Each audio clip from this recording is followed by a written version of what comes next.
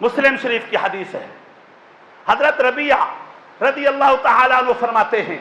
رات کا ٹائم ہے، میں مصطفیٰ صلی اللہ علیہ وسلم کو وضو کرا رہا تھا، تہجد کا ٹائم ہے، میں نبی صلی اللہ علیہ وسلم کے پاؤں پر پانی ڈال رہا تھا، ہاتھ پر پانی ڈال رہا تھا،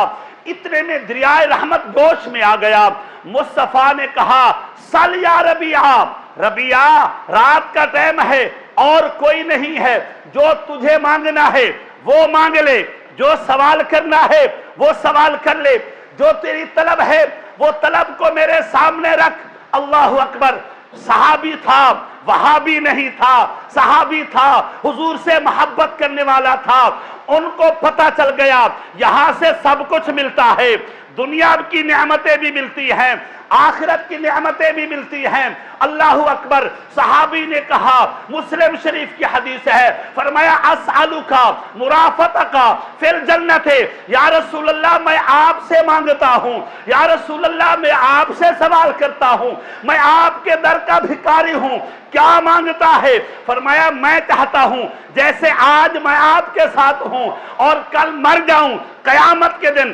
جنت میں بھی میں آپ کے ساتھ رہوں۔ حضور نے فرمایا جا، یہ بھی میں نے تجھے عطا کر دیا ہے۔